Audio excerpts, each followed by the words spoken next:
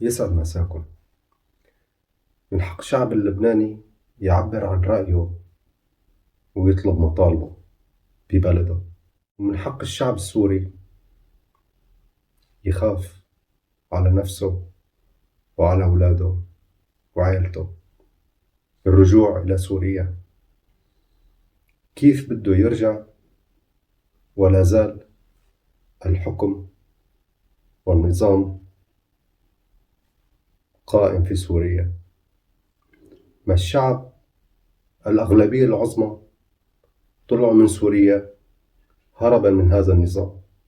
من حق الشعب السوري يفكر يرجع على بلده، مجرد تفكير، لأنه في وقت الحالي ما فينه غير يفكر. ولكن للأسف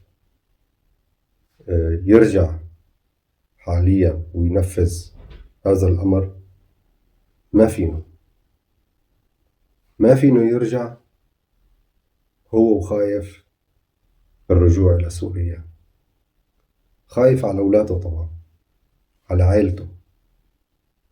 ما بيخاف على نفسه كشخص، من حقه يخاف على أولاده وعلى عائلته، لأنه ما رح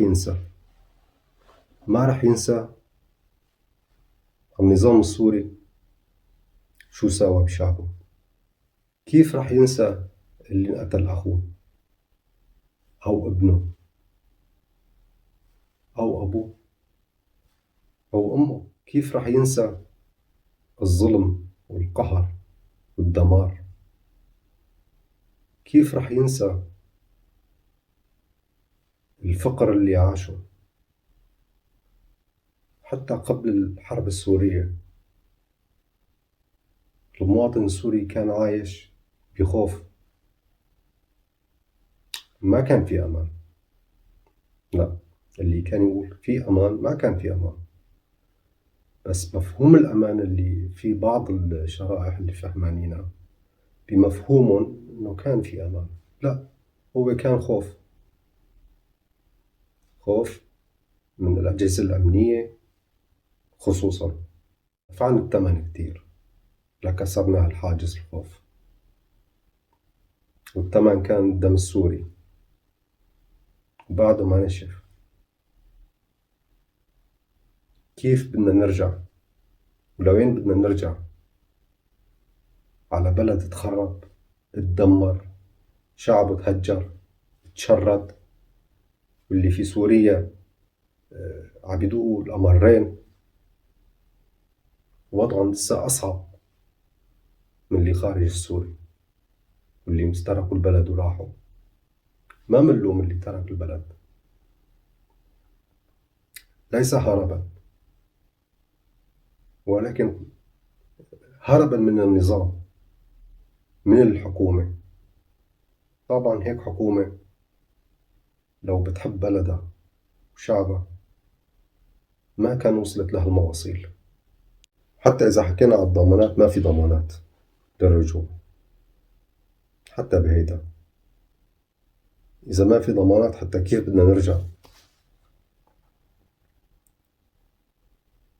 يعني الوضع، فكرة الرجوع بحد ذاتها صعبة كتير كتير كتير. طالما النظام السوري موجود في سوريا، من المستحيل الأغلبية العظمى ترجع للبلد. حتى إذا بيجي يوم في المستقبل القريب الحكومة الحالية تطلب من شعبها إنه ترجع، هل يا ترى هذا منطق أو هذا عدل؟ وين العدالة؟ وين اللي بده يتحاسب؟ وين اللي بده يدفع الثمن؟ واللي دفع الثمن هو الشعب السوري. بس يجب أن يتحاسب اللي كان سبب بدمار وتهجير الشعب السوري. موضوع طويل، بس حبيت يعني بس أوضح شوي على الملف السوري في لبنان. نشكر الشعب اللبناني مع السنة مستضيف أخوته السوريين، وبنشكر الإعلامي الحقيقي اللي بيحكي كلمة الحق وبوقائعها ومن دون تزييف. طوني خليفة يستحق التحية والشكر، ونتمنى يعم السلام في سوريا وكافة الدول العالم. تحياتي لكم.